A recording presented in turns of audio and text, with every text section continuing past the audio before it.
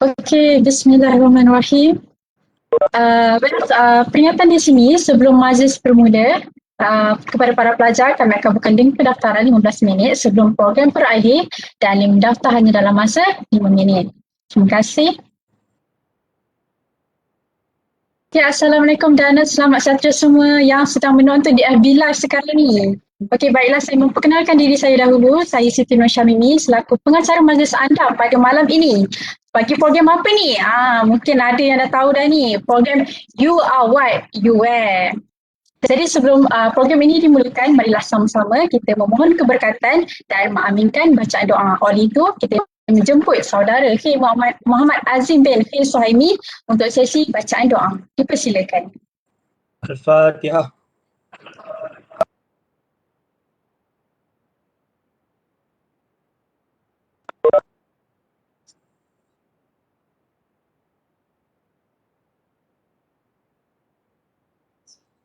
Bismillahirrahmanirrahim. Alhamdulillahi Rabbil Alamin. Wassalatu wassalamu ala Sayyidina Muhammad wa ala alihi wa sahbihi ajma'in. Ya Allah, Ya Rahman, Ya Rahim. Hanya padamu sahaja kami panjangkan kesyukuran atas segala rahmat dan berkat-Mu. Bersempena dengan program hari ini, kami mohon inayah dan taufikmu. Berikanlah kesejahteraan dan kebahagiaan kepada kami. Bukakanlah hati-hati kami, lapangkanlah dada kami untuk menerima ilmu dan pengetahuan yang berguna untuk agama, bangsa dan negara. Sesungguhnya pada hari ini kami berkumpul kerana-Mu ya Allah. Kami berkumpul untuk menimba ilmu, bertukar pendapat, menyumbang buah fikiran, menghubungkan silaturahim dan memberi sokongan ke arah meningkatkan lagi prestasi kami. Ya Allah, Ya Zal Jalali wal Ikram, tambahkanlah kepada kami kecintaan pada segala kebaikan, jadikanlah kami terus beristiqamah, berkhidmat, menambah bakti, membangunkan umat dan masyarakat. Rabbana atina fid dunya hasanah wa fil akhirati hasanah wa qina azabannar. Wa sallallahu ala sayyidina Muhammad wa ala alihi wa sahbihi wasallam. Walhamdulillahi rabbil alamin. Amin, amin ya rabbal alamin. Terima kasih kepada saudara K di atas bacaan doa sebentar tadi. Okey, baiklah, sebagai menanamkan rasa kecintaan yang jitu pada bangsa dan negara, marilah kita bersama-sama menyanyikan lagu Negaraku dan Biru Warna yang akan ditayangkan di FB Live.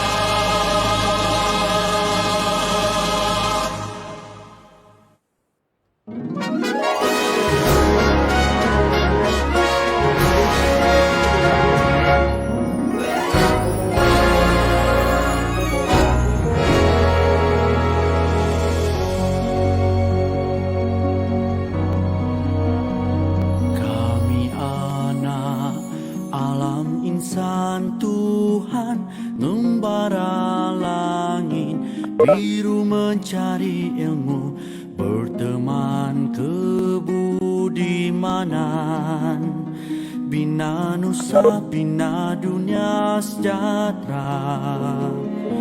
Yuni utama ibu yang tercinta, kami doa lanjut usia bahagia. Kami janji hormati pesanmu, ilmu budi dan bakti.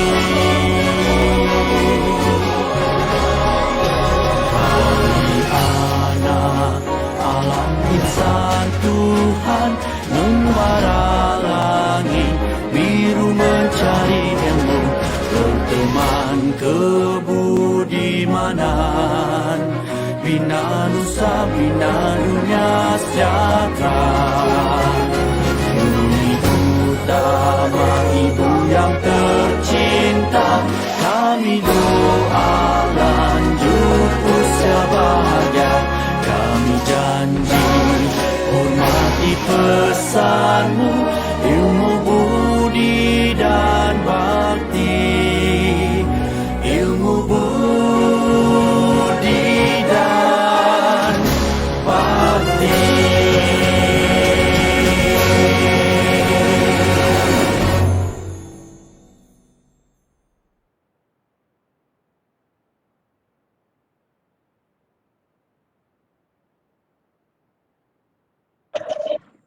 Baiklah, selesai sudah nyanyian lagu Negaraku dan Biru Warna. Okey, jadi baiklah, saya ingin memperingatkan di sini, program pada malam ini hanyalah secara santai. Jadi saya harap kepada siapa yang sedang menonton FB Live sekarang ni, jangan lupa untuk ajak kawan-kawan untuk menonton sekali. Okey, jangan lupa untuk share dan juga like. Okey, tekan like banyak-banyak dekat situ. Okey, jadi sebelum program dimulakan, izinkan saya untuk memberi serangkap pantun. Sayang kumbang mencari makan, terbang seiring di tepi kali. Selamat datang kami ucapkan, moga diiring restu ilahi.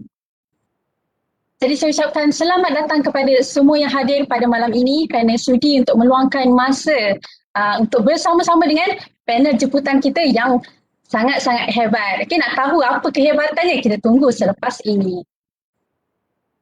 Okey, jadi ingin saya perkenalkan panel yang pertama, Dr. Muhammad Nizam bin M. Sarkawi. Panel yang kedua, Dr. Rawiyah binti Abdul Hamid. Dan panel yang ketiga, Dr. Nur Syarniza binti Husin. Okey, untuk buat pengetahuan semua, ketiga-tiga panel jemputan ini merupakan pensyarah senior dari Kolej Perniagaan Universiti Utara Malaysia. Jadi kita nak ucapkan jutaan terima kasih kepada tiga panel jemputan kita pada malam ini kerana sudi untuk meluangkan masa. Okay, jadi terima kasih juga kami ucapkan kepada pihak Trio Synergy Resources yang sudi berkolaborasi bersama pihak Inasistek bagi program pada malam ini. Okey, untuk tujuan program malam ini ni, tujuan pada program malam ini adalah untuk kita memberi pendedahan kepada para pelajar bagaimana untuk menampilkan personaliti yang lebih meyakinkan dan juga profesional di hadapan khalayak ramai melalui pemilihan pemakaian dan juga penampilan. Okey, jadi tanpa kita membuang masa lagi, kita teruskan dengan slot pada malam ini di mana kita akan membincangkan soalan-soalan forum kepada panel-panel jemputan kita. Okey, baiklah. Adakah Dr. Muhammad Nizam ada di situ? Ya, di sini. Okey. Apa khabar Doktor? Sihat ke? Baik. Terima kasih saudari moderator dan terima kasih kepada pihak penganjur kerana menjemput kami bertiga. Kami akan share our expertise to the rest of the public lah kat sini. Okey. Sebelum tu buat pengetahuan semua, Dr. Muhammad Nizam adalah orang kata berpengalaman ataupun mempunyai kemahiran dalam industri perniagaan dan juga banyak lagi kelebihan-kelebihan. Nanti insyaAllah Dr. Nizam akan terangkan melalui soalan forum yang akan dinyatakan sebentar lagi. Okey. Jadi kita mulakan dengan soalan forum yang pertama. Okey, Dr. Nizam, seperti yang kita maklum, semenjak COVID-19 hadir ni dalam hidup kita ni, work from home ataupun kita ringkaskan sebagai WFH adalah norma baru. Tapi pelajar yang akan memasuki ke alam pekerjaan ni, sepatutnya diorang ni ada asas keterampilan diri walaupun tidak berjumpa dengan majikan. Jadi soalan pertama saya, adakah Dr. Nizam ataupun apakah yang dimaksudkan dengan keterampilan diri ataupun self-grooming sebagai seorang pekerja ataupun bakal pekerja, memandangkan diorang ni tak tahu apa yang diorang patut bersedia untuk prepare ni. Terima kasih saudari moderator. Terima kasih saudari moderator. Adik-adik semua, jadi saya nak bawa ke senario senario lah in a sense current scenario, COVID scenario ataupun pandemic scenario that yang dijangkakan for the rest of this year, ya, keseluruhan tahun ini, kemungkinan it is called vaccination year, bermakna proses vaksinasi lah, ya. Dan secara peribadi saya nampak akan berterusan juga sampai ke 2022. Saya nampak negara kita agak luas dia punya populasi, ya. Jadi saya nampak sekarang ni masih lagi dalam proses frontliner ataupun orang-orang yang penting, ya, dalam ni, ya. Jadi saya nampak nak go to the rest of the public, ya, it take about minimum Singapore untuk pertama. Saya keep on seeing other country punya progress, ya, by various of communication lah, ya, right. So Singapore ni dah almost 78%, ya, for the rest of the population. Tapi negara dia lama sejengkau yang kami pun lagi besar daripada Singapore, kan, ya. Jadi untuk negara kita ni kita kena terima hakikat vaksinasi kemungkinan akan dianjurkan ke 2022, ya. Ya, kemungkinan besar, kemungkinan, ya. Tetapi dalam proses, ya, sekarang ni adalah dalam proses vaksinasi, di mana kemungkinan kalau masa saya ambil dalam perspektif IV punya perspektif lah, ya. Alright. Kalau masa dalam ni kita for current dan post COVID lah, ya. For current situation, ya, obviously untuk adik-adik semua ingat, ya, kalau boleh, ya, kebanyakan IV akan dibuat secara online, ya. Ya, amat jarang lah, ya. Tapi ada still ada, tetapi dengan SOP yang ketat. Tetapi ditakdirkan kalau anda menghadapi IV dalam proses online, mula-mula sekarang grooming akan jatuh nombor 2. Yang pertama sekali adalah internet stability. Ya, tolong pastikan ada bila dipanggil untuk IV. Kau ingat, kalau masa IV, ya, kalau IV tu it is almost 60 to 70%. Mereka senang cakap kalau dalam proses nak berkahwin tu dia nak bertunang dengan you dulu. Ya, dia nak bertunang dalam konsep analogi dia macam gitulah, ya. Alright, dia boleh diputuskan sebelum dijakabulkan. Itu analogi lah, ya. So, pastikan internet anda adalah internet yang amat stabil lah, in a sense, ya. Right? Dan goes to grooming number 2, di mana pemakaian anda, tetapi obviously kita boleh melihat secara atas saja, kan. Kalau dekat bawah kita tak tahu pakai apa, kan. Kadang ini saya nak bagi joke sikit lah. Kadang-kadang dekat kelas saya cakap, okey student, hari ni saya pakai kain pelikat apa, warna apa, kita tahu dekat-dekat kat sana, ya. Jadi tapi pakaian atas saya masih lagi pakaiannya ni, dia tak nampak pakaian bawah, ya. Itu sejuk lah for today punya pagi-pagi punya kelas lah, ya. Alright, so in a sense kalau dalam keadaan IV yang memenuhi internet stability number 1 is top priorities, ya. Come to second is obviously the grooming that you have, and make sure the background, ya, the background yang macam saya nampak, saya apa Dr. Shaniza, Dr. Rawia, ya, dan saudari moderator pun background is very good, so make sure tak ada apa-apa halangan ataupun limitation daripada segi background. Untuk pemakaian untuk grooming di yang ni for me, ya. I would put a situation of you must analyze the company punya culture, ya. Alright, company punya culture. Cuba adik-adik semua kalau nak sebelum IV tu go to website dia, kita tengok macam mana dia punya culture dia. Tapi obviously kita kena dengan apa yang UIM tekankan, etika pemakaian, continue pakai, ya. Continue pakai seperti lelaki pakai tie semua tu, alright. Jadi pakailah yang terbaik, walaupun nampak appearance dekat atas saja, ya. Baik, itu untuk itu di waktu COVID. Saya yakin COVID akan berakhir walaupun, ya, walaupun akan lambat sikit, tapi COVID tetap akan berakhir satu hari nanti. Bila berakhir, saya pernah dalam satu presentation saya yang dulu, saya anticipate pada tu tahun lepas lah, ya. At least 3 years lah kita kena betul-betul fully stabilize, ya. Sekarang dah masuk tahun kedua, ya. Right, tahun ketiga tu walaupun masih tu kita cuba nak ambil dalam satu subjektif yang COVID mungkin dah berakhir pada tahun ketiga nanti, right, pada tahun depan lah, insyaAllah, ya. So pada waktu tersebut ini agak penting sekali, iaitu appearance ataupun grooming anda, right. Pada nasihat saya ya adik-adik semua yang ni okey, ini saya nak bagi nasihat, terpaksa saya bagi nasihat kepada dua gender lah ya. Lelaki dan perempuan ya. Dan saya akan ambil wanita dulu ya. Kerana lelaki ni simple, lelaki ni paling mudah sekali, dia tak ada apa-apa. Perempuan mana nak fikir shawl, tudung lah, apa semua tu kan, betul tak perempuan adik-adik semua ni? Ya, right. Dan ini ini saya nak balik perspektif pada wanita dahulu ya. Dan apa yang saya nak cakap kemungkinan agak sensitif ya, dan mungkin agak do not judge me I'm liberal, no ya, I'm a secular, no ya. So what I try to say that dekat luar sana ada adik semua ya, kena yang wanita dulu ya, saya ambil dalam wanita, gender wanita dulu ya. Kalau anda masa nak ini sebagai appearance ya, kalau anda is free hair, tak pakai tudung ya, alright.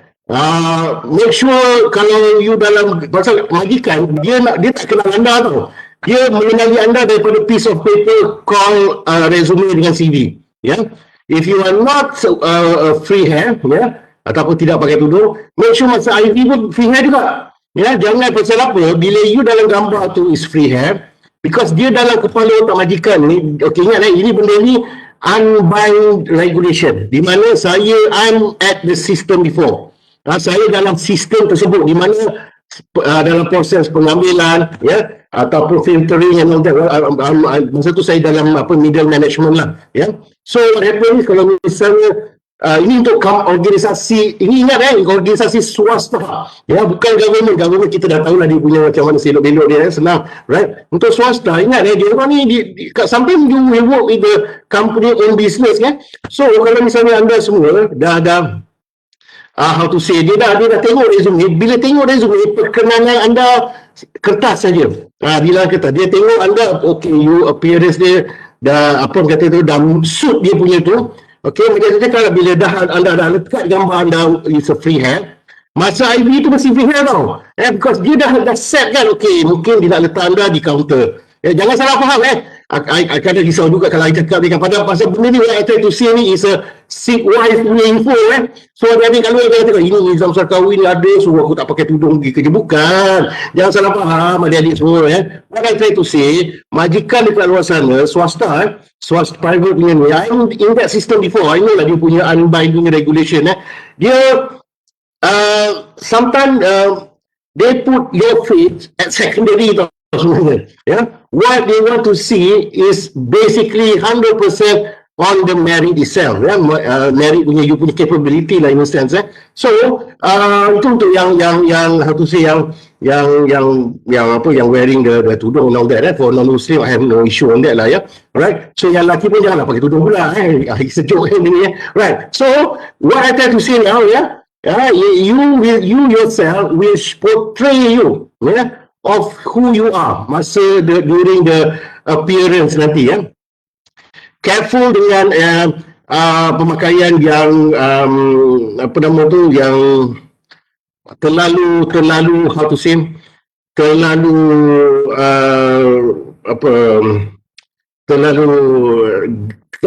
glaring the eyes lah senang cakap nak cakap pun kadang kita pun saya kena berhati-hati juga Careful dengan ayat-ayat dengan pakaian yang terlalu tidak menjolok mata sangat sederhana saja, kesederhanaan as long they want to hire you as a workers at a decent job that you want to work one day So untuk lelaki pula, untuk bahagian lelaki ini untuk post covid selepas covid ini agak penting juga, walaupun anda selalunya akan pakai suit lah, pakai tie ke, it's up to you kalau saya sebenarnya saya ni suka meredah arif sikit saya lebih suka pakai baju kebangsaan, tapi bukan baju Melayu pakai batik sebenarnya saya suka because I'm a person tidak suka terkongkong dengan pakai tali leher. I'm a person like that so saya pakai baju batik masa tu, jadi I try to be lain daripada yang lain tapi I leave it to you so whatever you earn dah bagi you for gentleman and lelaki that giving you the pemakaian, etika pemakaian tu, itulah yang akan anda bawa bila anda hendak ke alam pekerjaan nanti. Terutama anda kena ingat adik-adik semua kehidupan anda Ya, 4 tahun anda belajar dekat UUM, 3-4 tahun okey, kalau ada transfer kredit daripada mana-mana mungkin 3-4 tahun lah ya. Kehidupan anda 4 tahun tu akan ditentukan pada 1 jam atau 1,5 jam, maksimum 2 jam aja. Yang dinamakan apa? IV. Interview 1-2 jam, di mana anda sepanjang 4 tahun tu anda bekerja keras nak dapatkan 4 flat lah, A plus lah, apa benda semua tu, right? Nak dapatkan yang terbaik grade, ya. Sebenarnya baru you rasa sepanjang 4 tahun belajar setengah jam aja dia tengok dia aku ni. Contoh. Jadi adik-adik semua kena prepare kehidupan anda adalah di akhir pembelajaran nanti adalah 1 jam atau 2 jam je, maksimum 2 jam lah, ya. Dan anda kena ingat juga dalam ruling dalam IV dia ada terbahagi kepada gini. Kalau executive terus pergi ke executive level dan mungkin ke top management lah ya. Kerana kalau I bagi satu hipotesis, kalau anda ada grade kemungkinan executive level lah ya. Selalunya kalau executive level during the IV, ya, during the IV ni dia akan buat 2 kali, 1 atau 2 kali. Kalau top management ni branch manager level ataupun ni right, top management dia akan ada 2 ke atas, 2 atau 3 ke atas berapa kali, how many time of IV need to be done. Nasihat saya dengar betul-betul siapa buka mikrofon, okey, right. Nasihat saya dengar betul-betul, kalau anda pergi ditakdirkan kena pergi, ini bukannya ni the same company the same company 2-3 times, because dia nak tengok first layer branch manager akan buat IV dulu, second layer dia punya top management from HQ so make sure bila anda have done 2 or 3 IV pastikan berbeza pemakaian anda, jangan benda yang sama. Kalau wanita tu kalau tudung tu tukar warna first IV warna apa, second IV warna apa, lipstick anda tu same merah-merah, jangan warna hijau ke apa biar merah-merah okey. Maksud saya tudung anda tu mesti berubah sikit biar penampilan berbeza, kerana kadang-kadang dalam second interview tu orang yang sama juga tetapi ada top management di sebelah dia kalau dia ada top management untuk IV dia akan selalu dalam 3 kali interview so dia semua bersedia, dan ini saya baru cakap daripada segi aspek appearance belum lagi daripada communication skill, convincing skill, because first orang akan tengok who you are by what you are portray in front of them alright, okay, back to you saudari Syamimi Alright, Dr. Nizam, saya sangat setuju mengenai pakaian tu, orang kata melalui pakaian tu orang kata sejuk mata memandang. Jadi kepada orang kata bakal pekerja nanti, bakal graduan, untuk kalau nak prepare pakai pakaian yang kemas, cantik, sejak mata memandang. Okay, jadi daripada situ boleh pikat hati orang kata majikan yang akan menerima kita nanti. Okey, jadi terima kasih Dr. Nizam untuk penjelasan tadi. Okey, kita untuk yang seterusnya, soalan seterusnya kita kepada doktor. Sekali kejap lagi. Dr. Rawia. Okey. Soalannya, sebagai seorang pelajar, kita dilatih di universiti terutamanya untuk menjaga penampilan diri. Sebab kata orang penampilan diri seseorang itu mencerminkan diri sebenar. Orang kata mencerminkanlah seseorang tu. Jadi Dr. Rawia, apakah teknik yang betul dalam melakukan pemilihan pakaian dan dandanan yang sesuai di beberapa situasi, terutamanya ketika berhadapan dengan majikan? Alright. Assalamualaikum dan salam sejahtera pada adik-adik, para pelajar hadirin sekalian. Terima kasih saudari moderator dan juga kepada kita dua orang punya comel punya panel, Dr. Nur Saniza dan smart kita punya panel, Dr. Nizam Syakawi. Alright, so berbalik tadi, Dr. Nizam dah hurai, dah bincangkan tentang keterampilan, dengan kata lain kita kata appearance. So we should know what we groom. We should know. Very important when we groom in front of especially people. What orang persepsi seseorang individu. Sama juga dengan majikan. So sekarang saya kongsikan dulu kepentingan kenapa kita nak menampilkan image yang menarik, dengan kata lain dandanan, dan terkait juga dengan teknik. Saya akan bagi beberapa tips lah kepada pelajar. Terutamanya pelajar yang tahun akhir ini nak bersedia untuk pergi interview, kita panggil IV nanti. Tak semestinya pakai baju lawa, make up lawa saja. Okey, mari kita kupas satu-satu ya. Alright, so kita kena kata jugalah dari aspek lain, kita perlu lihat ada 3 elemen penting. Pertamanya adalah appearance, iaitu penampilan kita. Okey, grooming kita, dandanan kita. Dan seterusnya behavior. Kita perlu juga tengok dari segi tingkah laku kita. Masa kita nak pergi ataupun dalam kelas, kita juga tengok bagaimana. Kita ni kadang-kadang tak realize, kita tak perasan orang tengok kita punya behavior, tingkah laku kita, dan dalam tu lah orang boleh petik kita punya attitude, orang boleh lihat. Dan seterusnya communication ataupun komunikasi. Cara kita berkomunikasi dengan seseorang individu dan juga dengan majikan ataupun bakal majikan masa interview. Tapi di sini kita kupas untuk appearance ataupun image sahaja. Pertamanya kalau kita lihat, saya nak petik ada 5 elemen ataupun unsur penting lah yang kita lihat. Pertamanya of course paras rupa. Saya sengaja make up macam ni lah untuk lihat paras rupa. Orang tengok paras rupa, orang dah boleh bajet dah macam mana. Itu dia orang punya persepsi. Okey, betul? Bagaimana pula majikan? Alright, seterusnya cara berpakaian. Tapi hari ni kita tak boleh tunjuk semua lah. Kalau kat depan kita boleh bangun berdiri. So cara berpakaian, teknik berpakaian juga very important. We should know. Alright, so seterusnya gaya, style kita, umur kita, faktor umur. Kalau kita ni tahun akhir nak pergi interview, kita kena tahu style pakaian. Itu juga penting. Alright, seterusnya percakapan kita. Kita cakap sambil senyum ataupun sambil sedek, orang panggil menyebek, ataupun itu percakapan, very important also. And then the last element factor, kita punya raut wajah ataupun our face impression lah. Kita punya mimik muka, raut wajah. Kadang-kadang kita fikir macam-macam. Kita bawa benda tu, raut wajah kita tu, kita tak senyum, kita sedih. Kita gelabah, kita gementar. So dekat mana confident level? So student, adik-adik, kalau kita nak pergi interview ni, kita jangan, kita gelabah ke apa, kita patient dia. Kita senyap, kita sabar and then kita senyum. Kita senyum, kita gelabah ke senyum, pegang satu pen. Kalau ada boleh tu pegang pen lah. Kalau saya memang pegang pen. Pegang pen untuk kita punya kuat dan kita sentiasa senyum. Tak betul. Kalau kedah dia terenyeh.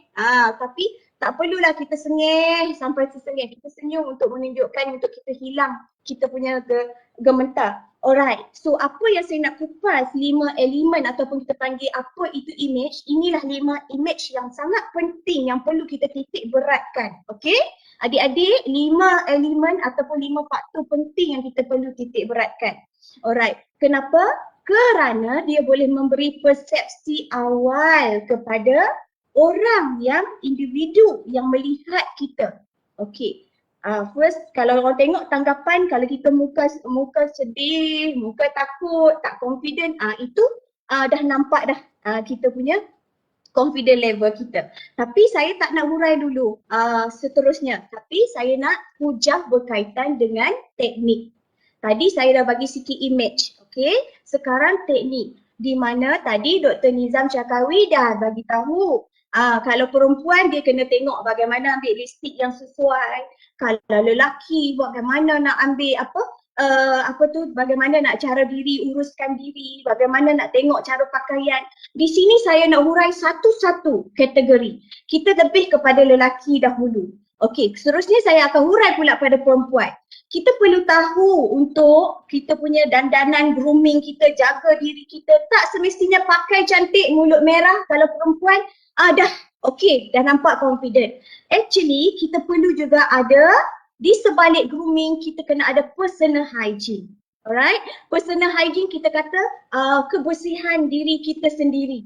Bagaimana kita nak jaga diri kita. Okey, kita ambil dari lelaki. Lelaki pertama, kita tengok penampilan kita yang baik. Alright, penampilan yang baik, kita kena jaga rambut yang baik. Rambut kena pendek, kalau tengok dah panjang kena pergi orang panggil potong rambut. Penting sebenarnya. Bila saya hurai gini macam mak-mak lah. dia berbebek. Tapi sebenarnya itu perkara yang kita perlu lihat. Kita perlu jaga untuk personal diri kita. Hair care. So rambut kita nak kena pakai gel mana? Ada sesuai tak? Nanti gel melekat-lekat orang tengok berkumpul. So seterusnya kita pergi pula kepada muka. Walau lelaki pun muka kena jaga. Kadang-kadang muka berminyak, datang kat kita dengan berminyak macam iklan. So kita perlu lihat. Kalau kita ambil pula dari aspek kita pergi interview, muka berminyak. First kita pergi dah berpeluh-peluh dengan berminyak. Macam mana interviewer kita tengok nanti. Kan kita punya majikan, terutamanya industri, kalau nak pergi ke hotel, dia nak ambil yang ada rupa. Tapi muka berminyak, nampak muka dah jamu. Orang kata tapi berminyak. So pakaian dah smart tapi muka dah minyak. Rambut dah smart. Okey, contoh. So seterusnya kita perlulah ada penjagaan diri, teknik dia lah. Tips ni saya bagi, kalau boleh take note. Belilah pencuci muka yang bersesuaian. Sekiranya muka kering, beli pencuci muka untuk kering. Kalau muka berminyak, belilah pencuci yang berminyak dan cuci secara berkala. Kalau kita tahu pagi, kita cuci pagi. Nak tidur sekali. Ataupun tengah hari tu kita rasa kita memang kulit berminyak, kita cuci waktu tengah hari. Dan seterusnya tadi saya petik tentang potong rambut. So sekarang kita petik lagi sekali. Dah handsome, muka dah jambu, dah shining, tapi tu dia berjambang, bermisai. Kan? Kalau berjambang, bermisai pun perlu juga kita lihat dari situ. Bagaimana kita nak jaga kita punya personal diri kita, care, kita nak jaga personal hygiene kita. Kita kena trim, ni janggut, trim, misai. Kalau ataupun alah sikit je, kita kena jaga. Kalau kita tengok, kalau kita nak pergi interview dekat contohnya industri perhotelan, ada tak dia nak ambil yang berjambang? Kalau kita nak pergi interview dekat penjawat awam, dia nak tengok juga kekemasan tu. Ada berkaitan dengan tu. So makna kata persepsi majikan kita. Bagaimana saya kata tadi, pertama sekali dia akan melihat kita punya appearance dengan sekali lihat walaupun tadi Dr. Nizam kata hanya 30 minutes or sometimes less than 30 minutes, but what kita punya majikan punya perception, tanggapan. Kita nak tangkap dia macam mana kita nak tackle untuk first impression. Kita nak try to impress dia macam mana. So seterusnya kita kena rapikanlah trim. So next kita tengok dari segi, saya bagi juga, dah sebut dia ni, lelaki kadang-kadang kita sebut juga bulu hidung panjang. Saya sebut direct lah mak-mak. Kena jaga, kadang-kadang tampak terkeluar juga walaupun umur masih muda tapi terkeluar dah smart semua dah pula. So perlu tengok macam mana kita nak jaga itu aspek. Memang rasa macam malu tapi itu benda yang penting kita titik beratkan. Pergi kat majikan tu dapat bahagian public relation ataupun customer service. So nak pergi awak encik, terus orang tengok bulu hidung panjang, setengah orang dia particular. So we have to think also, alright? So kita kena fikir dan kita kena jaga juga. So kemudian kita pastikan kita rapikan lah. Kita dah siap semua, kita rapikan dan seterusnya. Kita dah pakai cantik semua pula, dah bulu hidung semua elok pula, telinga pula. Kita kena tengok. Sometimes Allah telinga ni sampai ada apa orang kata taik telinga lah, terkeluar dah kat tepi. Kita jaga juga selepas mandi, especially lelaki. Dia just pakai iron semua everything but dia forgot. Dia dah lupa dah dia punya telinga. So pakailah cotton bud, jaga. Tak perlulah setiap hari, okay? Just tengok, just monitor. Nanti setiap hari nanti kena pula bengkak telinga pula kan. So kita kena make sure, kita kena jagalah. Walaupun kita kata telinga tu simple but kita boleh nampak depan tapi how about the people, individu, dia punya view, dia punya tengok perception dia bila tengok itu. Pengotok contoh, okay? So kita seterusnya kita dah jaga dah telinga elok pula, semua elok, gigi dah elok, jaga pula. Sekali kita pergi bila dia kata okay, right now can you please introduce yourself, then kita pun pergi terus berdepan dengan interviewer. Bila kita hi, assalamualaikum, suddenly kita punya nafas. Okay, you have to know also. Kita punya bau mulut. Bau mulut terutamanya lelaki, kalau tak makan apa-apa, mai sembang, kita terus tahan nafas. So we have to make sure also kita punya bau mulut. Okay, so jagalah. Dan sekarang ada macam-macam kan kumur lah. Kalau kita rasa kita mula tak berapa okey, kita kumur. Benda tu nampak macam remeh, tapi itulah yang perlu ditintik beratkan.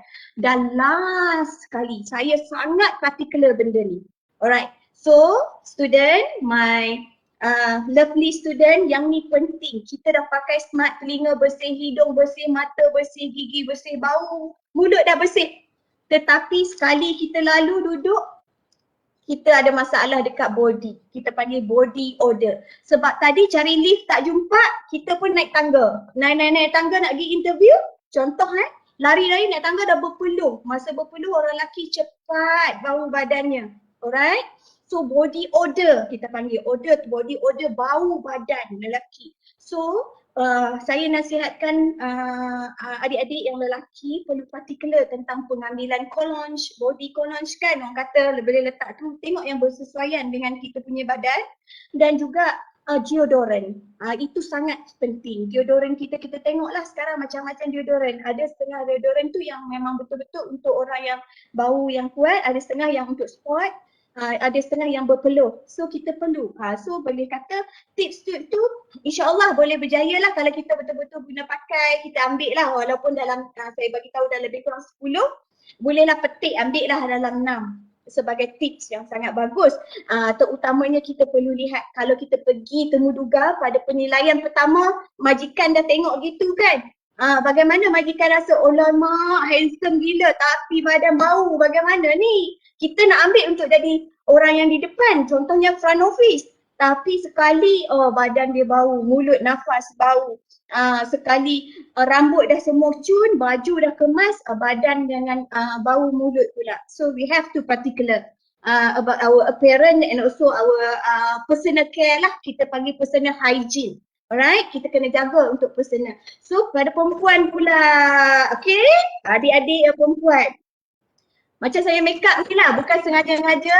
Kita perlu tahu untuk perempuan yang ada beberapa contohnya penjagaan bau badan. Stop me ya kalau terlebih waktu. Penjagaan badan. Actually for female, untuk perempuan juga, pelajar perempuan, adik-adik perempuan, untuk personal care lebih kurang. Tetapi kita balik kepada grooming yang adik-adik perempuan. So kita perlu tahu pemilihan, cara pakai foundation, cara pakai bedak, cara pakai lipstick, cara pemilihan. Perempuan dia kena particular daripada tudung sampailah ke kasut. Dan juga pada pelajar yang bukan Muslim, yang free hair, macam Dr. Nizam cakap, kita perlu ikatlah kita punya rambut, kena jaga suhu kemasan. Bagi pelajar perempuan yang non-Muslim, kalau dah ikat rambut tapi kelumomo jatuh ketul atas baju, so perlu juga, kita tak sedar kan rambut dah ni dah ikat tapi ada kelumomo. So kita kena carilah tonik ataupun kita kenalah manjakan diri, pergi dekat salon, pergi cuci rambut. Bagi yang perempuan yang bertudung perlu tahulah untuk pemilihan kain tudung. Kalau baju dah bunga, takkan nak pakai shawl pun bunga, takkan nak pakai kain bunga. So perlu matchkan lah. Dan untuk warna gelap dan warna terang, makeup malam dan juga makeup siang perlu tahu juga. Itu untuk grooming dan dandan juga. Tu teknik-teknik. Kalau kita dah orang kata nak pergi ke kelas, takkan kita nak pakai lipstick colour terang benderang. Kita tengok kan, tengok pula heroin pakai pipih merah colour pink, lipstick colour pink, tapi kulit kita agak gelap dan suram. Contoh, kita kenalah cari colour-colour yang boleh jadi nampak orang panggil natural lah kulit diri kita. Kita perlu lihat. Ni tengok cinta separuh rindu awak separuh nyawa, apa tu orang panggil. Lepas tu tengok heroin tu Ukasha, kulitnya pink, kita pun naklah makeup pink. So kita perlu lihat, kita perlu tahu, kita perlu tengok.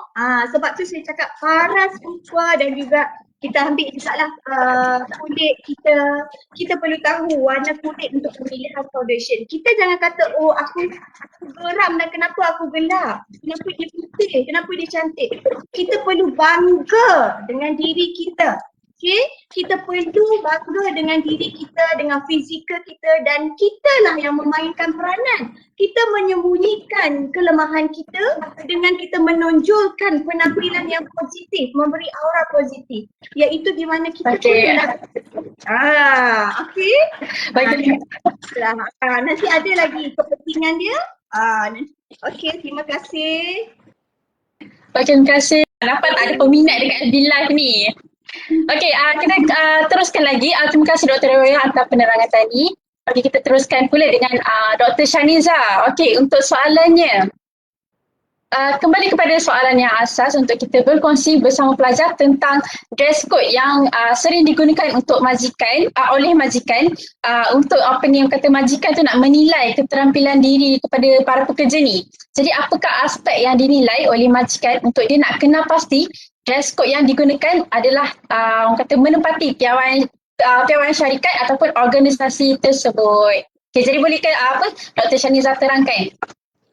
Okey, Assalamualaikum. Salam sejahtera. Terima kasih Cik Moderator kita.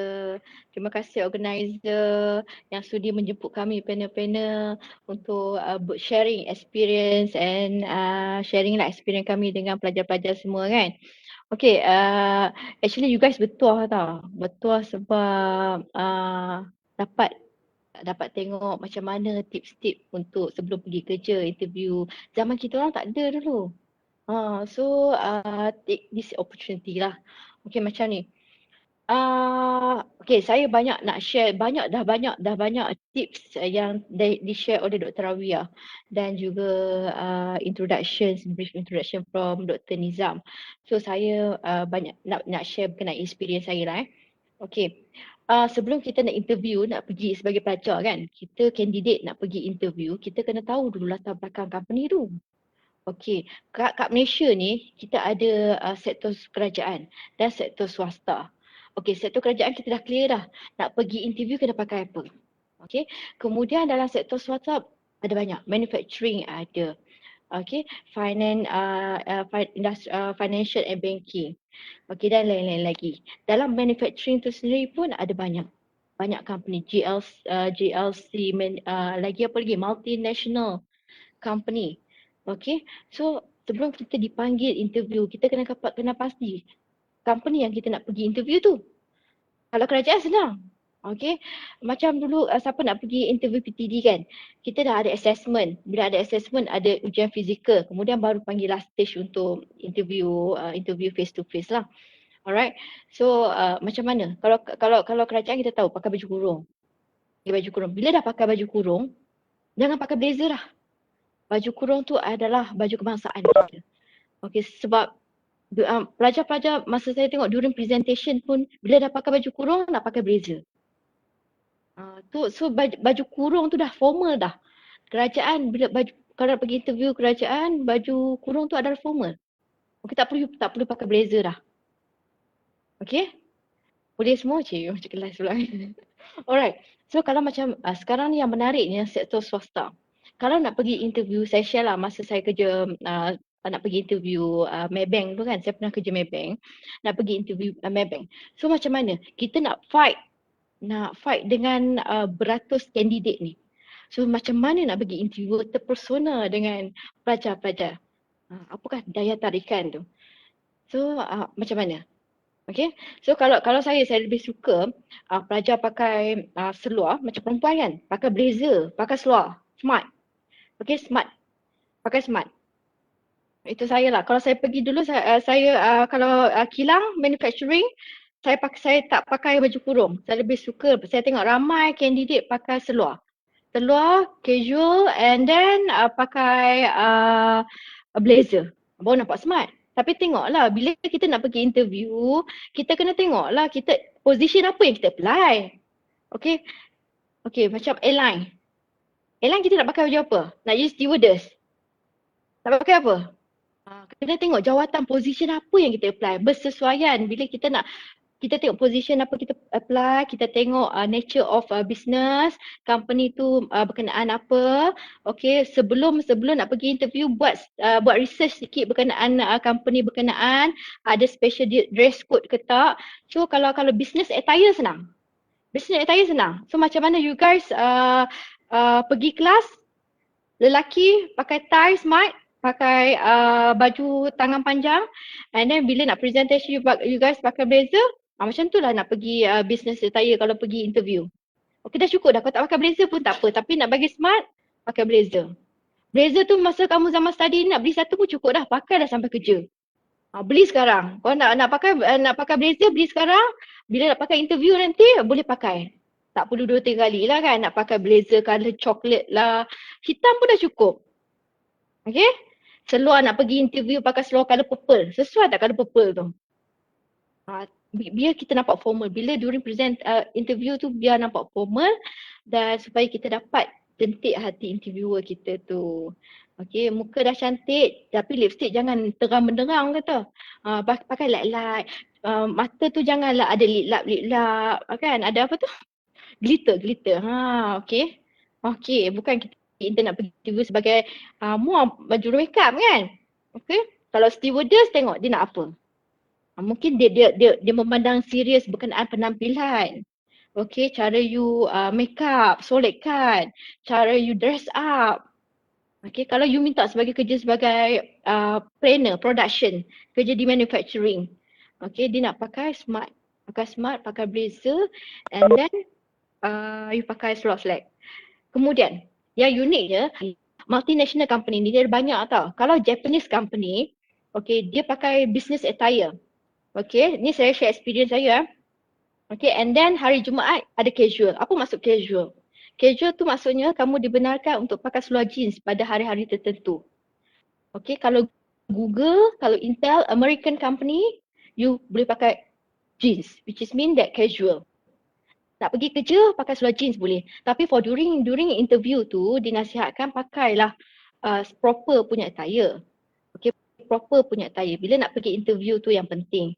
Okay, bila dah masuk kerja, you guys tengok culture, macam mana company berkenaan. Kalau casual, pakai casual.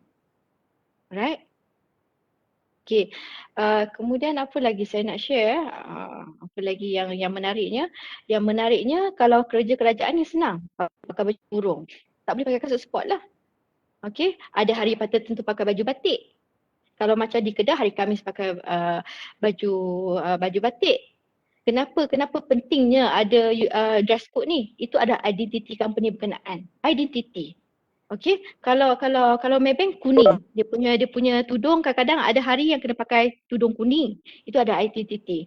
Itu kerja di barisan depan frontliner macam you guys pergi bank, kalau belakang tabir tak kisah tau. Belakang tabir officer tak kisah. You nak pakai apa pun tak kisah. Tapi kalau you kerja frontliner di bank, di bank, itu ada identiti company. Branding. Itu yang penting. Kalau you bekerja di airline, stewardess tu merupakan identiti company berkenaan.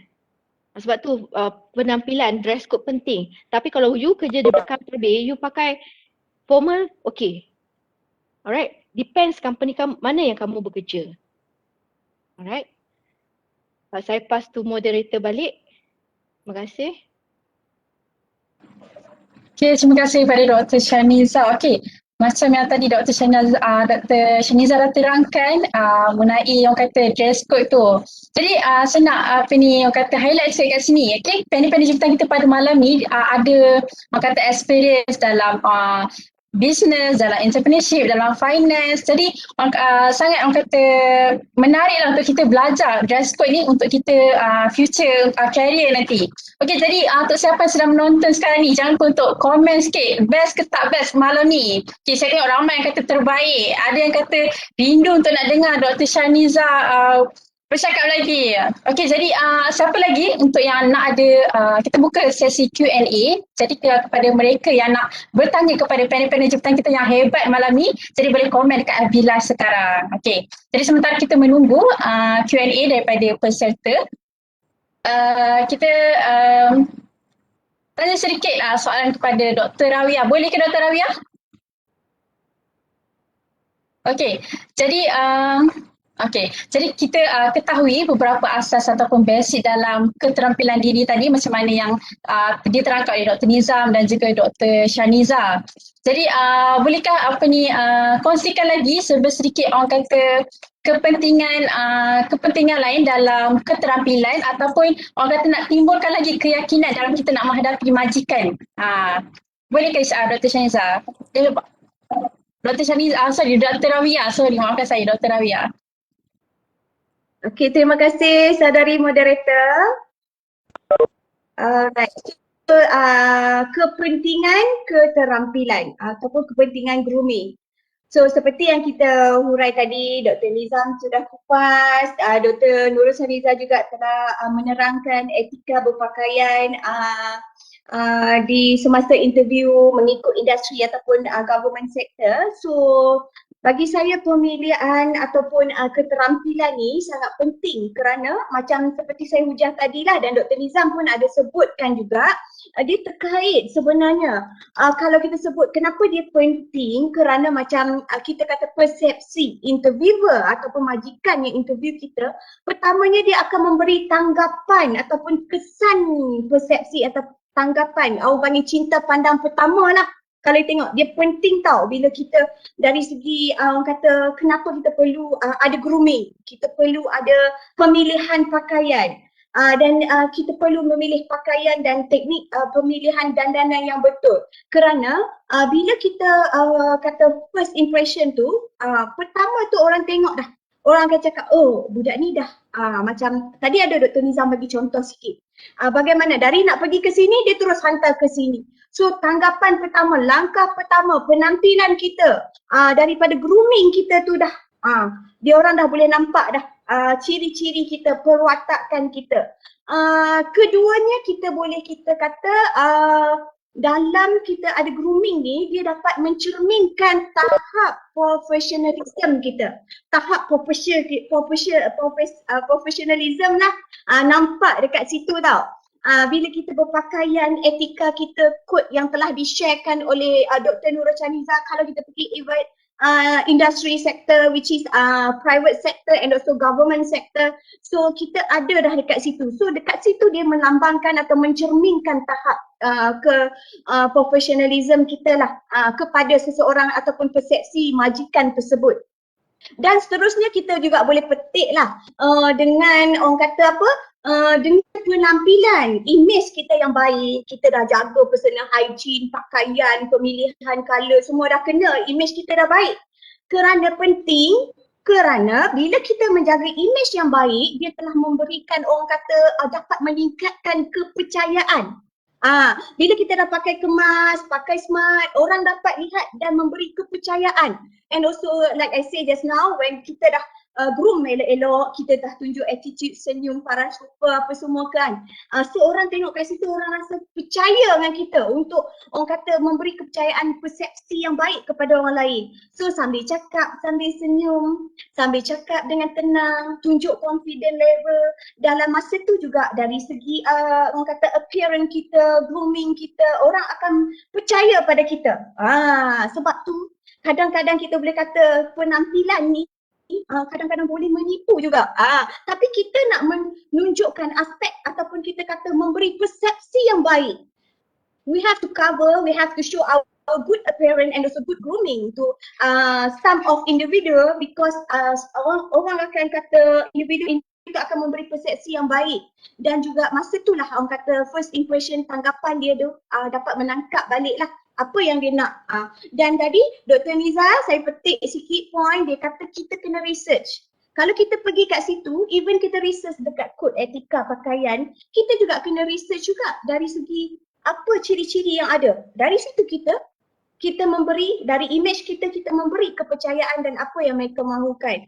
Dan kita juga perlu tahu dengan image yang menarik, grooming yang bagus, yang smart, yang cantik, yang kemas, juga dapat orang kata kalau kita nak boleh membuka ruang. Kalau kita bekerja, kita bercakap, kita bertunjuk penampilan yang baik, dia boleh membuka ruang, orang kata membuka ruang untuk mengembangkan kerjaya kita. Kita dah tunjuk confident level kita. Kita pakai kemas, kita cakap dengan yakin. So orang kata apa? Dia dapat memberi persepsi atau membuka ruang untuk kita dapat mengembangkan kejayaan kita tau. Dia tunjuk confident level kita pakai. Orang akan tengok daripada tudung, daripada baju, daripada rambut, daripada tudung, daripada baju, sampai ke kasut orang tengok. Tak perlu adik-adik nak fikir, saya nak pakai brand ni lah. Sebab kita kena fikir, kita tengok dari kemampuan kita, okey?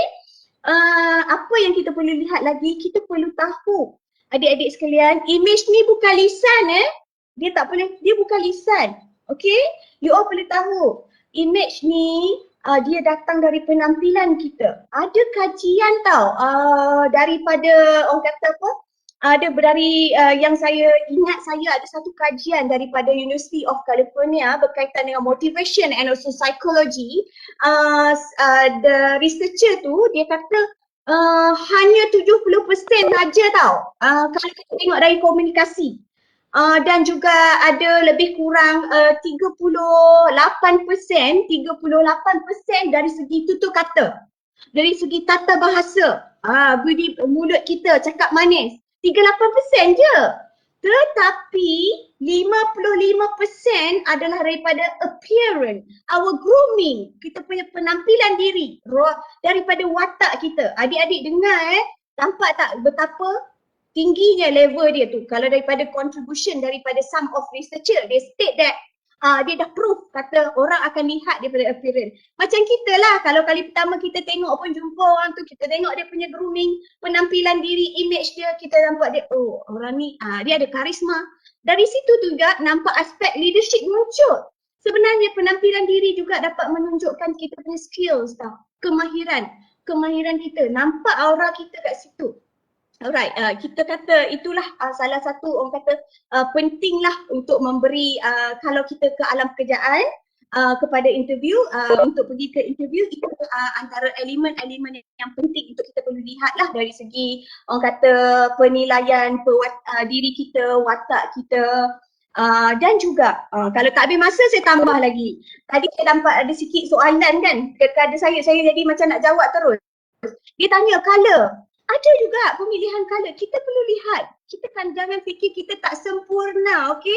Kita yang mencorakkan diri kita perlu tahu tinggi, rendah. Okey, saudari moderator kalau boleh stop, saya stop. Okey, nanti just let me know.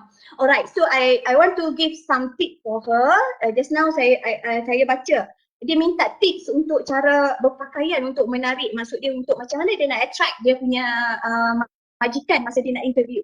Kita kena tengok, so ambillah satu masa, pandang cermin, lihat kita punya paras rupa, warna kulit, kita punya ketinggian. Allah anugerahkan ada yang tinggi tapi kurus, ada yang tinggi tapi gempal, ada pula yang pendek tapi gemuk, gempal, ada pula yang pendek tapi kurus, comel gitu. Tapi bagaimana cara dia nak dandan, bagaimana dia nak groom, dia nak tunjuk appearance, kita kena tunjuk. Mana kata kita tahu pemilihan pakaian tu adalah untuk menutup kelemahan kita dan kita kena menunjukkan aura ataupun menunjukkan kita punya confident level kita ataupun aura positif kita dari segi keyakinan, kepercayaan, image kita. So dengan kata lain, kalau tinggi dan kurus, kita tengoklah corak colour. Ada sekarang dalam YouTube, dalam Google, kita boleh tengok balik kalau kulit colour, macam mana cara tengok sekarang pokpek Cik Tam, macam mana dia make up, Bella, kita tengok tip. Macam kalau Allah dah anugerahkan kening yang tebal, tak perlulah letak celak lagi, letak bedak terus nampak kening dah tebal. Sebenarnya tak perlu lagi, kita just sikat sahaja, kita perlu tahu. Dan juga saya balik kepada pakaian tadi pakaian kalau kita kurus, tinggi dan kurus, apa yang saya faham sebab saya dah ada experience hotel. Okay, we very concerned about kita punya grooming. So kalau tinggi, kita nak pergi interview kalau industri perhotelan atau private sector, kita perlu tahu tinggi dan kurus, kita mencari corak-corak colour yang terang dan cerah. So terang dan cerah sebab dia akan nampak kita lagi cantik. Dan juga warna corak tu pula kita boleh ambil, besar pun boleh ambil, lebar pun boleh ambil sebab tu package, sebab dia tak akan menyembunyikan apa-apa. Tetapi kalau dia tinggi dan gempal, dia perlu memilih warna yang agak gelap.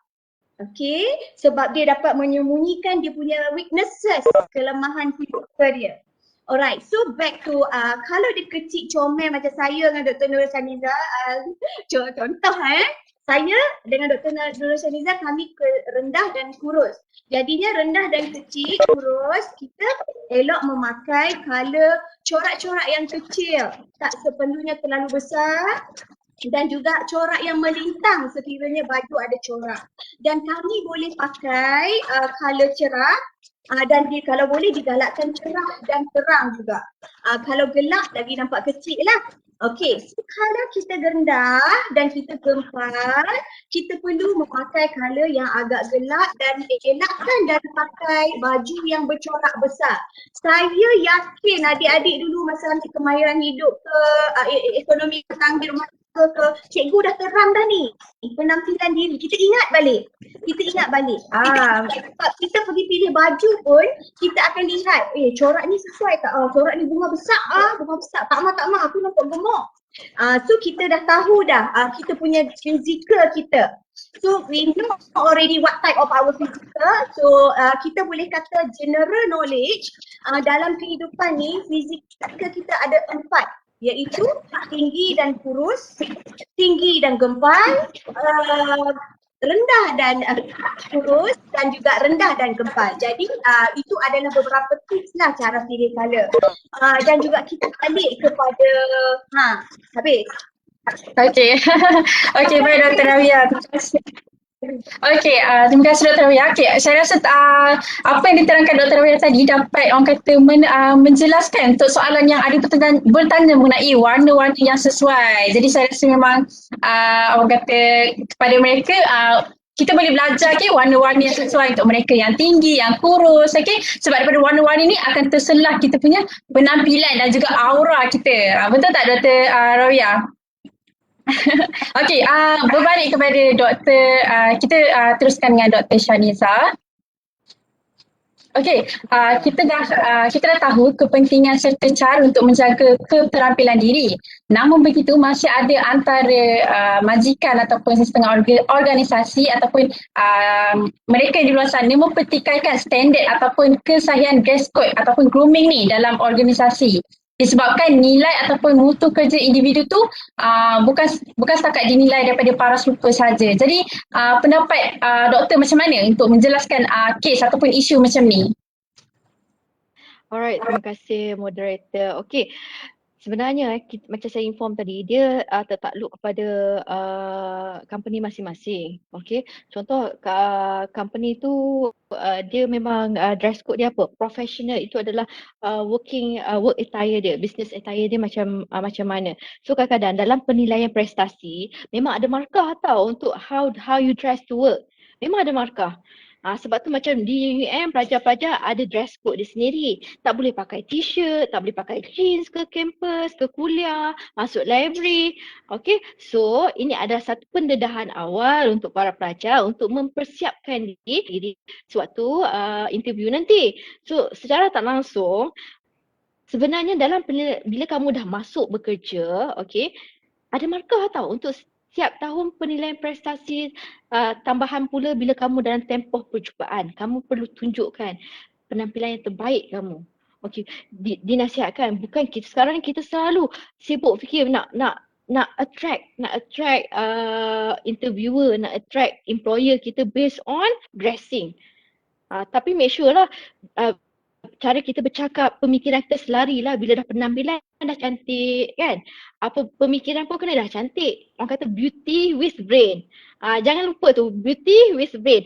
Nak cantik saja tapi orang kata tu kena cantik di sini juga. Brain kita, pemikiran kita, cara kita menjawab soalan, cara kita perform, kena cantik juga seiring. Barulah cantik. Okay. So macam saya cakap tadi, kalau di company multinational, contohnya Amerika, dia orang tak kisah tau pakai casual. You pakai seluar jeans ke pakai t-shirt, dia orang tak kisah. Okay, dia lain. Western punya company is different than Asian punya company. Japanese company, government punya company berbeza.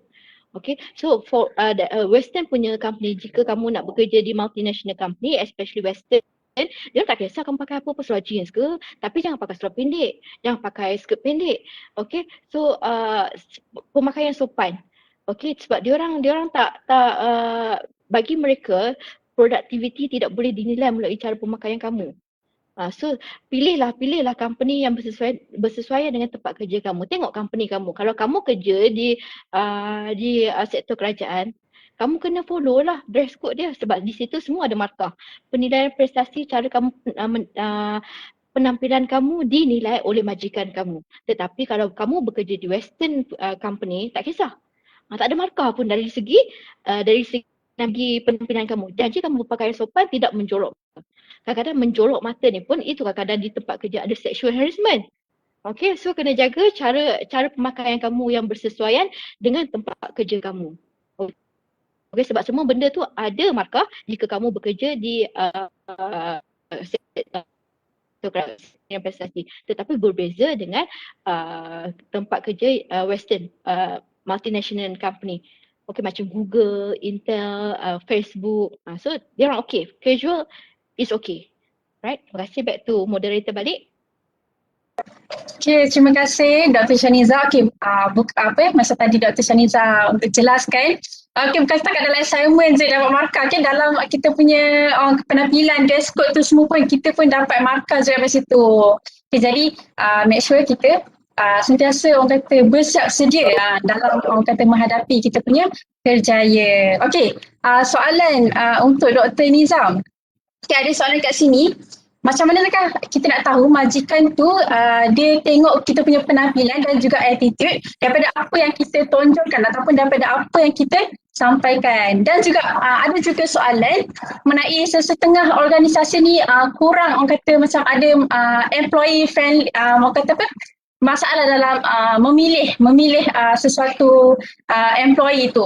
Maksudnya macam mungkin kurang dia memilih pekerja. Jadi macam mana untuk kita nak atasi masalah tu? Bolehkah Dr. Nizam jelaskan? Baik, terima kasih saudari moderator.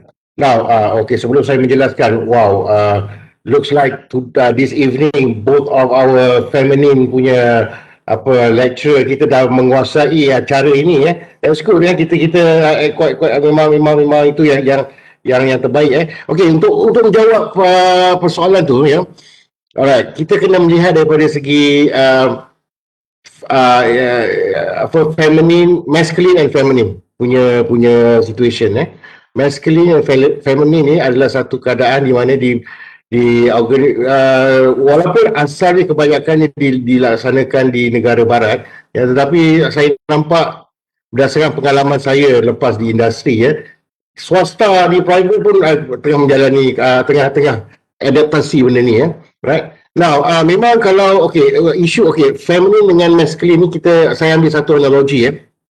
Right. Dan jangan salah faham. Saya kalau cakap ni kadang-kadang terlalu betul sekali, kadang takut isu sensitif lah Right. Now, kalau you tahu tak kalau masculine dengan feminine ni menunjukkan seseorang tu masculine obviously is man lah, lelaki lah feminine is perempuan Now, tali leher contoh paling mudah kerana saya pernah menghadapi kalau masa candidate Ivy datang tu ya, wanita dia ada yang pakai tali leher. Itu dah wrong punya masculine feminine punya situation, padahal kerana tali leher tu kena ikutkan dia melambangkan man, lelaki ya. Kalau you nak tahu bentuk tali leher tu dia melambangkan man punya genital part ya, yang itu dia kalau kita tengok orang pakai kita kadang cantik tak ini, tapi sebenarnya asal di negara barat dia melambangkan genital, lelaki punya genital parts lah ya. Alright, so janganlah yang wanita kadang-kadang dia terlalu kadang-kadang dia nak lain daripada yang lain, dia memakai benda yang kebanyakan lelaki yang memakai Jadi show that you are, if you are ladies, show you are ladies ya. If you are man, show that you are man Dan kepada adik-adik yang dekat UN akan datang kalau dah masuk habis COVID ni semua alright, you might be rasa macam been dictate lah kenapa nak kena pakai tali leher, kena nak pakai, tak boleh pakai jeans. Memang saya akui beberapa IPT tidak emphasize on this, but in UM, as you were aware, as we are as a eminent management university, right, kita ni sebenarnya nak bagi you training ground sebenarnya. Walaupun saya kadang-kadang simpatilah kalau you all bekerja, yang lelaki lah bekerja sana bekerja sini berpeluk-peluk dengan pakai tie. Memang saya agak itulah, tapi itu hakikat dia, itu yang you all kena been trained of what you are doing now sebenarnya. So jangan rasa tertekan kalau bagi wanita. Memang wanita tak ada masalah sangat sebenarnya, dia orang ada pakai baju kurung ataupun yang non muslim tu boleh ada dress code yang tertentu. So for men memang kita memang very emphasize juga on the area of how you are wearing. Whatever you learn adik-adik semua in UM, especially learn daripada segi academic, dress code and all that, it's just a tips of iceberg. Sikit saja. Tips of iceberg tu, kalau you tahu iceberg tu atas dekat laut tu iceberg, kalau di negara barat iceberg tu nampak macam kecil tapi di bawah tu besar. That's why iceberg ni boleh menggelamkan kapal Titanic. Dia punya situation. Alright, so coming back to this issue, that we must be aware on this situation yang kadang-kadang kita pun tak realize on that. Yang tadi Dr. Rawiyah ada menjawab tentang isu warna. Nak share to you salah satu, tapi janganlah you all like I said again, be what you are. Kadang-kadang dia akan majikan, dia ada satu penilaian daripada segi pemakaian warna anda, right? Merah tends to be tendency to be emotional, kuning is loyalty. Tapi jangan follow cakap saya. Maksud saya dia akan menilai aspek benda tu yang tidak rasmi dulu. Like I say, swasta ni dia banyak unbinded punya regulation sebenarnya. Pasal dia company dia lah, dia orang tak ada fikir macam itu. Tapi dia nak menilai seseorang tersebut. So pemilihan warna pun amat penting. Jangan terlalu menjolok mata, dan jangan terlalu glare sangat dari segi yang daripada Dr. Rawiyah tadi. So itu sajalah yang saya boleh share to this. The rest of it I believe my sahabat saya Dr. Rawiyah, Dr. Shaniza telah explain very vast on this explanation ni. Right, so back to you Saudari moderator. Okay, terima kasih Dr. Nizam. Ya betul tu, orang kata mereka ataupun yang tadi mengenai warna tu semua, kita kena belajar untuk mengetahui bukan setakat saja macam tadi Dr. Rawiyah ada share tentang penampilan daripada segi kebersihan, tapi juga daripada segi warna-warna yang sesuai, daripada segi komunikasi pun sangat-sangat penting. Okay. Macam tadi Dr. Nizam ada terangkan mengenai be what you are. Be what you are, be yourself, be confident, okay? Jadi untuk yang terakhir Dr. Nizam, boleh ke saya minta untuk Dr. Nizam simpulkan untuk program kita malam ni, iaitu You Are What You Wear. Alright, okay, sebagai satu kesimpulan lah penerangan daripada Dr. Nurul Shaniza, Dr. Rawiyah again, saya nak bagi satu lagi penekanan alright, kehidupan anda 4 tahun belajar akan determine oleh masa 1 jam ataupun setengah jam ataupun mungkin 2 jam yang dipanggil IV. Dekat selain daripada ini belum lagi confidence level mungkin lepas ni saudari moderator boleh jemput kami untuk confidence level masa IV. Right, ini bau appearance kita dulu ni, kita punya appearance dulu, right? So daripada segi itu kita kena first, kita dah diterangkan oleh Dr. Rawiyah, Dr. Nurul Shaniza how we can able to adapt the company punya the company punya culture.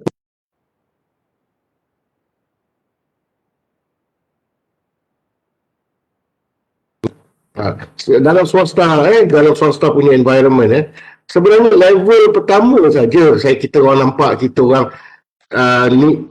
you can wear appropriate, then you can able to communicate in English well, kadang-kadang past tense, present tense tergabung pun tak ada masalah sangat, kita tak concern as long you can able to communicate in English, right? Tetapi bila dah masuk di dalam pekerjaan, betul-betul dia dah hire you, Dress code dia akan secondary. We are going to see your performance.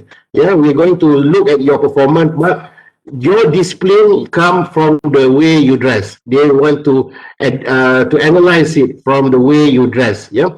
So misalnya kalau dalam swasta memang kalau kita pun masa sama saya dekat airlines, banking semua tu kan, bila kita masuk waktu memang betul bekerja, waktu kita tak berhadapan dengan customer kan, right?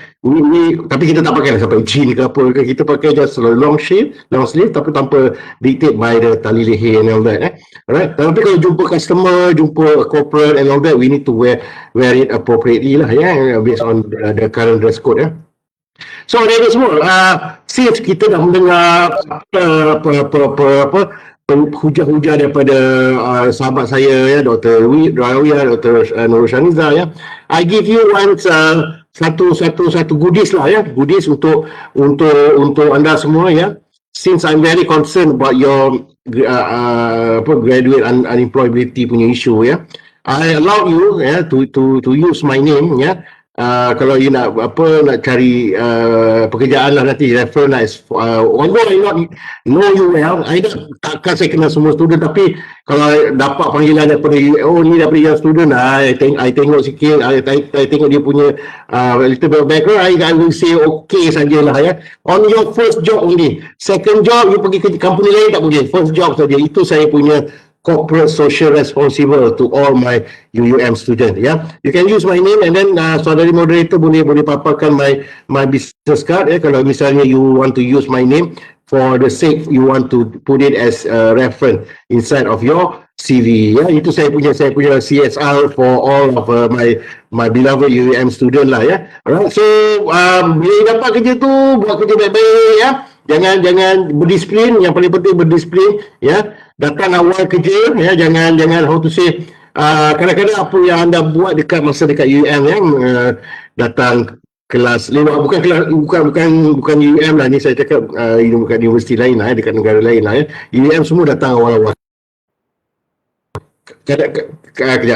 Kadang-kadang student tunggu lecturer tu, saya respect student UM ni, tapi you need to be more disciplined lah in a sense dalam ni, tapi tu saya cakap terbalik tu sebenarnya tu, right? So you can use my name, for the sake for you to put it as a reference inside of your CV. I'm going to say okay for you, although I not know you well, that will be the least I'm going to help you as a UM student. Back to you, saudari moderator. Okay, baiklah Dr. Nizam, terima kasih. Saya ucapkan memang sangatlah orang kata input yang sangat banyak untuk malam ni. Okay, jadi saya nak ucapkan terima kasih kepada semua peserta yang sangat-sangat sporting malam ni. Ramai yang kata terbaik, sangat-sangat best, menarik. Memang saya pun teruja sebenarnya, walaupun masa sangatlah mencemburui. Saya sekejap je, kita tengok dah nak tamat dah kita punya program malam ni. Tapi apa pun, Alhamdulillah, saya ucapkan sekali lagi terima kasih kepada ketiga-tiga panel, Dr. Nizam yang sangat sigap malam ni, dan juga Dr. Shaniza dan Dr. Rawiyah yang sangat cantik manis malam ni. Di atas perkongsian yang sangat bermanfaat, dan juga orang kata dapat membantulah kepada semua yang menonton malam ni untuk diorang berkongsi ilmu kepada orang-orang lain juga, dan juga menggunakan di masa akan datang. Jadi kepada para peserta peringatan Mesra, kami akan buka link pendaftaran 15 minit sebelum program berakhir, dan link daftar hanya dalam masa 15 minit. Maafkan saya, hanya dalam masa 5 minit. Okey, jadi baiklah, kita pun sudah diakhiri program. Kepada semua para peserta, anda diminta untuk mengisi Google Form kehadiran yang kami link di FB Live, dan anda boleh scan QR code di paparan slide sekejap lagi. Dan diingatkan kepada para peserta sekali lagi, Google Form hanya dalam masa 5 minit. Saya wakil daripada pengarah program dan juga pihak Inasistek mengucapkan ribuan terima kasih kepada panel jemputan pada malam ini untuk perkongsian yang sangat bermanfaat sebentar tadi. Terima kasih juga kepada pihak Trio Synergy Resources serta semua yang turut hadir. Kami harapkan semua yang hadir malam ni mendapatkan input yang terbaik. Okey, sebelum bersurai, diminta kepada semua hadirin untuk membuka kamera video masing-masing untuk sesi bergambar.